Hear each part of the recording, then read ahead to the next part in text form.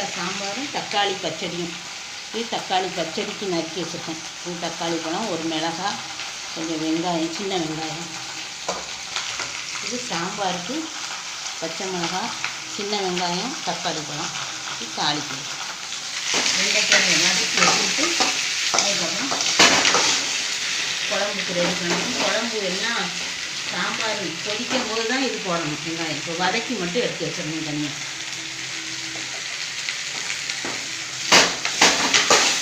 முதல்ல போட்டால் குழம்பு வழுக்குன்னு ஆயிடுச்சு, குழம்பு நல்லா இருக்காது.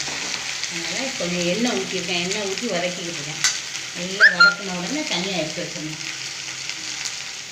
சாம்பாருக்கும் வெண்டைக்காய் சாம்பாருக்கும் தக்காளி பச்சடிக்கும் தேங்காயும் சீரகமாக அரைச்சி வச்சுருக்கேன்.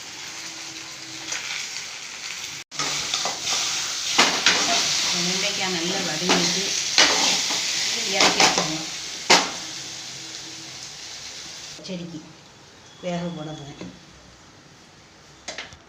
தக்காளி பழம், ஒரே ஒரு பச்சை மிளகாய், கொஞ்சம் நாட்டு வெங்காயம், சின்ன வெங்காயம் எல்லாம் போட்டிருக்கேன். கொஞ்சமாக தண்ணி ஊற்றிருக்கேன். ரொம்ப வேண்டாம், தக்காளியில் உள்ள சாரும் வரும். அதனால் கொஞ்சமாக ஒரு 1/2 டம்ளர் தண்ணி சேர்த்துருக்கேன். நல்லா வேகணும் தக்காளி. வத்தல் பொடி சேர்த்துடலாம். தக்காளி பச்சடி வேக போட்டுடலாம். நல்லா வேகட்டும். தக்காளி பழம், 2 பச்சை மிளகாய், சின்ன வெங்காயம், 1 ஸ்பூன் வத்தல் பொடி, உப்பு போட்டு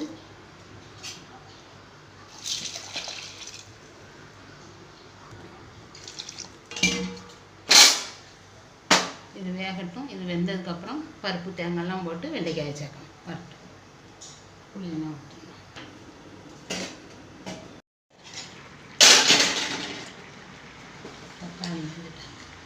தக்காளி வெந்துட்டு இன்னும் கொஞ்சம் குழைவாக வெந்தால் நல்லாயிருக்கும். இன்னும் கொஞ்சம் குழைவாக வேகட்டும். இன்னும் ஒரு 5 நிமிஷம் நல்லா வேகட்டும்.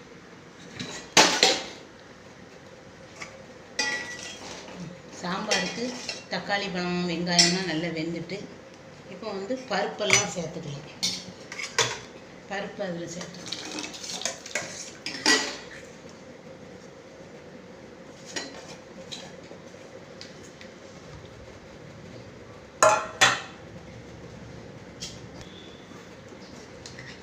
தேங்காய்,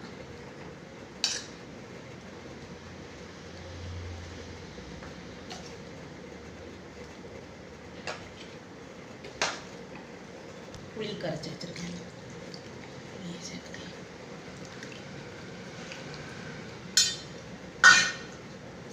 இப்போ பருப்பு தேங்காய் புளியெல்லாம் கரைச்சி ஊற்றியிருக்கேன். தண்ணி தேவையானது சேர்த்துக்கலாம். ஏன்னா குழம்பு கொதித்த பிறகு தான் வெண்டைக்காய் போடணும். வெண்டைக்காய் போட்டால் அந்த காய் வேக வேக அந்த வலுவழுப்பில் குழம்பு ரொம்ப திக்காயிடும். அதனால் கொஞ்சம் தண்ணி கொஞ்சம் எக்ஸ்ட்ராவே கொஞ்சம் பார்த்து சேர்த்துக்கணும். இதை இறக்கி வச்சுட்டு தாளிச்சிடணும். தக்காளி பச்சடி நல்லா வெந்துட்டு, நல்லா குழைவாக வெந்துட்டு தேங்காய் சேர்த்துக்கணும்.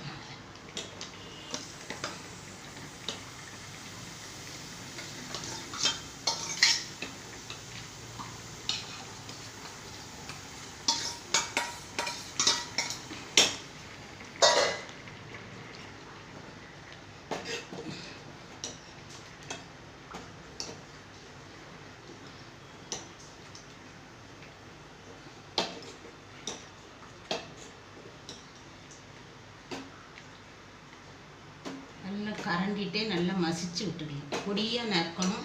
நறுக்கிட்டு நல்லா வெந்த பிறகு கரண்டிட்டு கொஞ்சம் மசிச்சு விட்டால் நல்லா மசிஞ்சிடும். தேங்காய் சேர்த்துக்கிட்டோம். தேங்காய் சேர்த்து கொஞ்சம் கொதிக்கட்டும். கொதித்து இந்த பச்சை வாடை போட்டோம். தக்காளி பச்சடிக்கும் தாளிக்க போகிறேன்.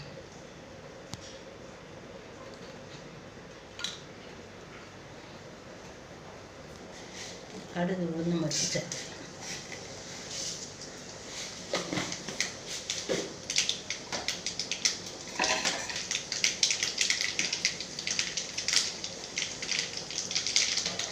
கடுகு வெங்காயம் கருவேப்பிலை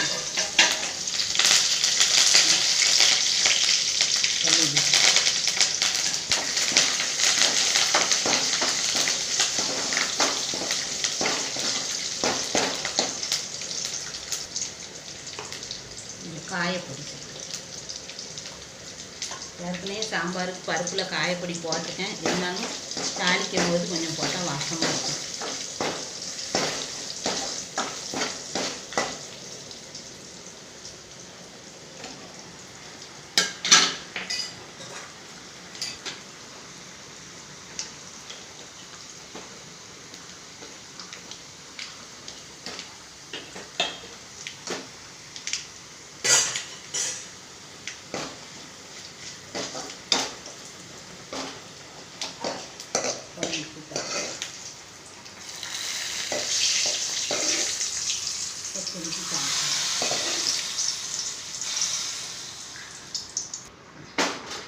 குழம்பு கொதிக்கட்டும்.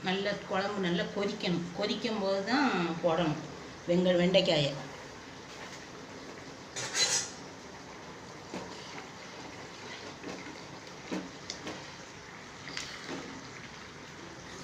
உப்பு வேணும்னா நம்ம பார்த்து சேர்த்துக்கணும். காணாட்டா உப்பு காரம் சரியாக பார்த்து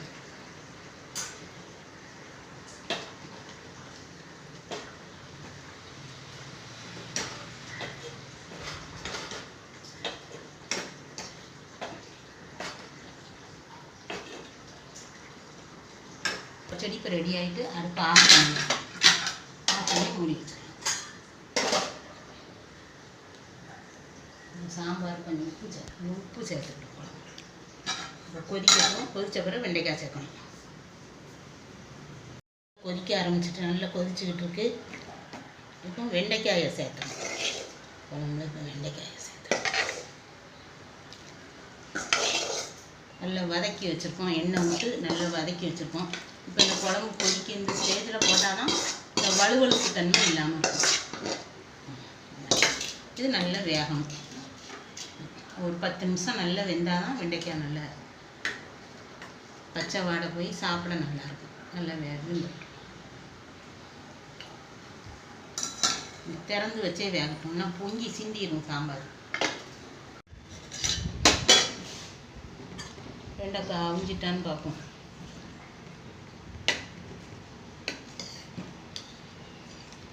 காய் இன்னும் கொஞ்சம் வேகணும். கொஞ்சம் நேரம் கிடக்கும் போட்டு இப்போ ஒரு 5 நிமிஷம் தான் ஆகுது. கூட ஒரு 5 நிமிஷம் நல்லா கொதிச்சு வேகட்டும். தீயை அரை தீயாக தான் வச்சுருக்கேன். காய் வேகிறதுக்கு தான்.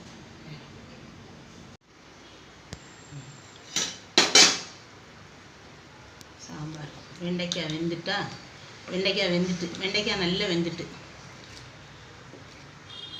இப்போ அடுப்பை ஆஃப் பண்ணி இறக்கிடும். குழம்பு அடுப்பை ஆஃப் பண்ணிடும். கொஞ்சம் மல்லித்தழை வச்சுருக்கேன்.